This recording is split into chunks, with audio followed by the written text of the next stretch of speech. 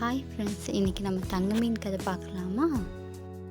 ஒரு ஊரில் சோமு என்ற மீனவன் அமைதியான கடலில் தனது சிறிய பழைய மரப்படகில் வலையை விரித்து கொண்டு இருக்கிறான்.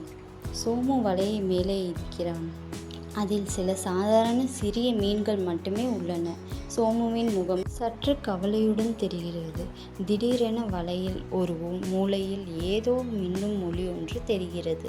சோமுவின் கவனம் அங்கே செல்கிறது. சோமு ஆச்சரியத்துடன் வலையை மேலே இழுக்கிறான். அதில் ஒரு மின்னும் தங்க மீன் சிக்கியுள்ளது. அந்த தங்க மீனை பார்த்து வாய் அசைக்கிறது. உடனே சோமு அந்த மீனை கையில் எடுத்துக்கொள்கிறான். மீன் அவனிடம், நான் உனக்கு வரம் தருகிறேன், நாளை வந்து உனக்கு என்ன வேண்டும் என்று என்னிடம் கேள் என கூறி தண்ணீரில் குதித்தது. சோமு வீட்டிற்கு திரும்பி வந்து தன் மனைவியிடம் தங்க மீனை பற்றி கூறுகிறான். அதற்கு சோமுவின் மனைவி ஓட்டை குடிசையை சுட்டிக்காட்டி ஒரு வீடு, நகை வேண்டும் என்று கேட்கிறாள். சோமு மறுநாள் கடலுக்கு சென்று தங்க மீனை அழைக்கிறான். தங்க மீன் தண்ணீருக்கு மேலே வந்து சோமுவிடம் கேட்கிறது. அதற்கு சோமு எனக்கு வீடு வேண்டும் மற்றும் நகை வேண்டும் என்று கேட்கிறான். வரத்தை கொடுக்கிறது. இப்போ பழைய குடிசை ஒரு புதிய வீடாக மாறியது. அவளது மனைவிக்கும் நகைகள் கிடைத்தன.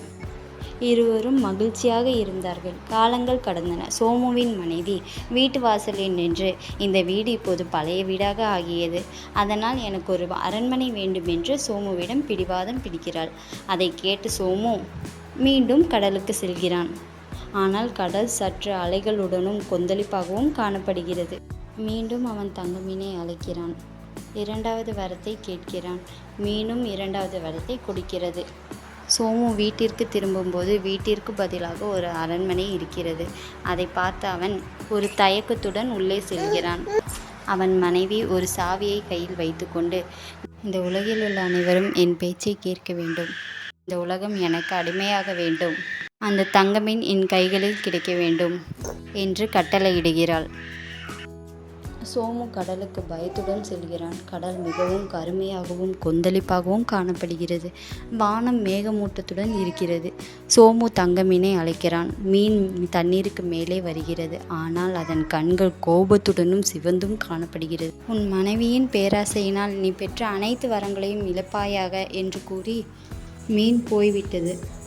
சோமு பயத்துடன் திரும்பி செல்கிறான். அவன் அரண்மனை இருந்த இடத்திற்கு திரும்ப செல்லும்போது அது மீண்டும் பழைய குடிசையாக மாறுகிறது. அவனுக்கு கிடைத்த அனைத்தும் போய்விட்டது. அவனது மனைவி மீண்டும் வாசலில் உட்கார்ந்து அழுக ஆரம்பிக்கிறாள். இந்த கதையின் நீதி, பேராசை பெரும் நஷ்டம். தேங்க்ஸ் ஃபார் வாட்சிங்.